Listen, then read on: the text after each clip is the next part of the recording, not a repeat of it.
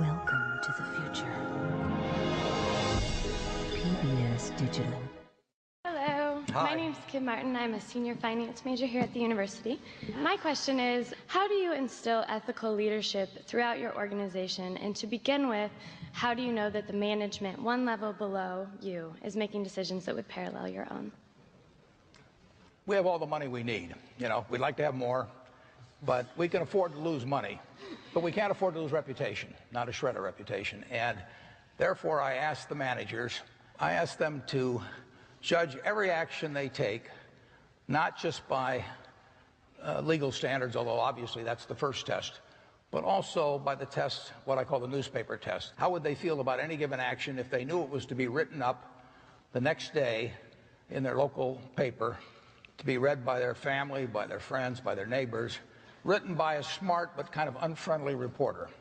And if it passes that test, it's okay. And I tell them if anything is close to the lines, it's out.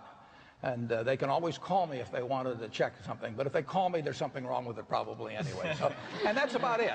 We pay our board, our directors, $900 a year. And I really would like to pay them more, but Bill's so far ahead of me on that Forbes list already. I don't want to give him any ammunition.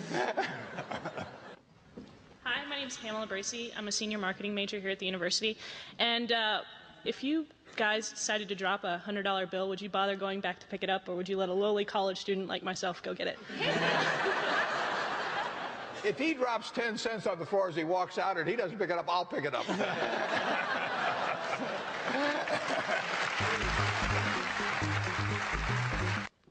I'm Mary Reiser. I'm an accounting major. I'd like to know, we all consider you to be the financial business experts, and we look to you and follow your lead.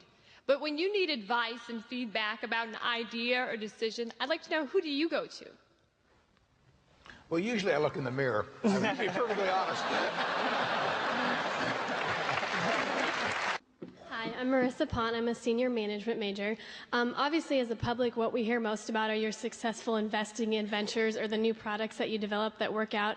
I was just wondering, what would you consider to be the worst investment you've ever made? The worst investment I ever made? How long do you have? Well, I've made some very bad ones, but that doesn't really bother me. It may bother the shareholders, but that's another question. You know, you're going to make mistakes in life. I mean, there's no question about it. You don't want to make them on the big decisions, you know, who you marry and some things like that. So there's no way I'm going to make a lot of business and investment decisions without making some mistakes. I may try to minimize them. I don't dwell on them at all. I don't look back. The biggest mistakes are the ones that actually don't show up. They're the mistakes of omission rather than commission. We've never lost that much money on any one investment.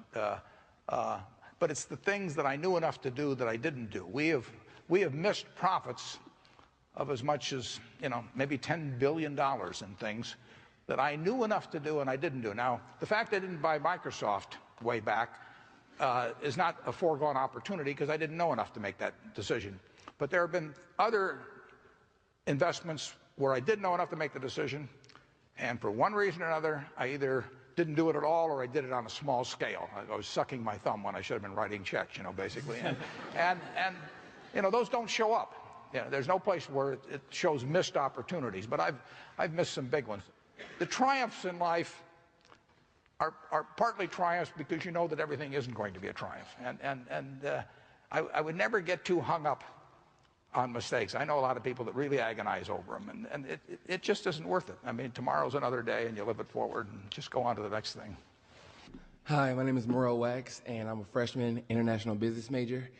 How much money, as you guys being both billionaires, do you guys carry in your wallet at any given time? How much we got in our wallet? Well, I can answer that because we're going to go to this evening we're going to get in a poker game. Okay. And it's a $500 buy-in. And so I made very sure that I had at least $500 in my wallet. And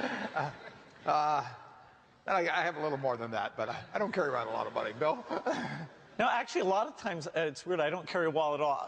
What I do carry is bridge problems, so that if I get in a line or things are slow, or even when I'm driving, I like to have something mental to work on. He better have $500 tonight, though. Yeah. In fact, I brought a little extra, so I'm ready for the game. My name is Matthew Bodie. I'm a senior from Elgin, Nebraska.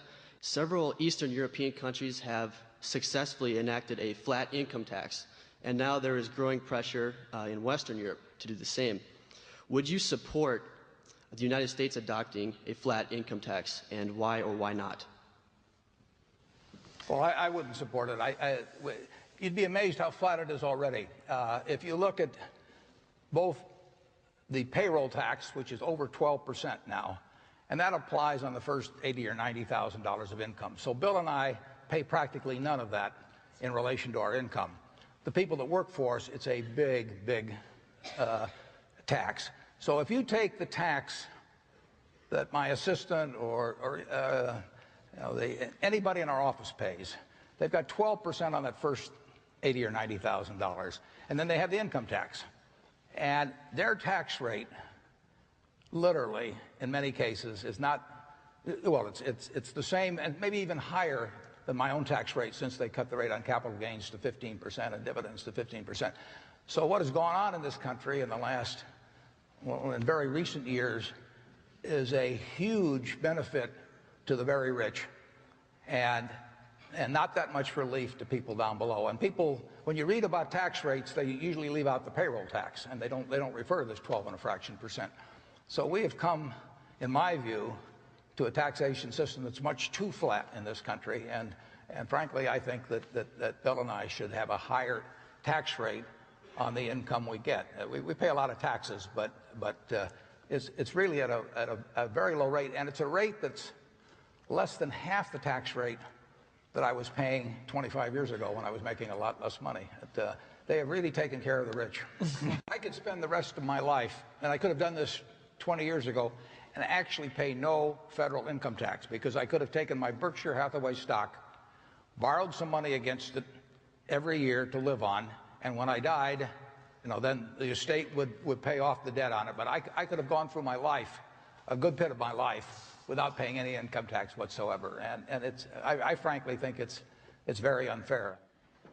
Hello, my name is Paul Turnus. I'm a senior business administration and music major from North Dakota originally. I was wondering, what is your definition of success, and what has been your largest non-business success in life? Well, we played ping pong against a 9-year-old girl in San Francisco. 2 weeks ago. Her name's Ariel. Yeah, how many points did you get? She got up. Bill got more points off her than I did. And I thought I was pretty good, too. And this little 9-year-old, it's disgusting. She should have been in bed. She totally cleaned us. No, that was a little humiliating. To order Buffett and Gates Go Back to School on DVD, call PBS Home Video at 1-800-PLAY-PBS. But bridge is a great game. I advise all of you to take it up. There's no game like it. If you go on the internet, however, my name on there is T-Bone. And Bill's name is Challenger, but he spells it C-H-A-L-N-E-N-G-R. Right. Yeah, that's not right.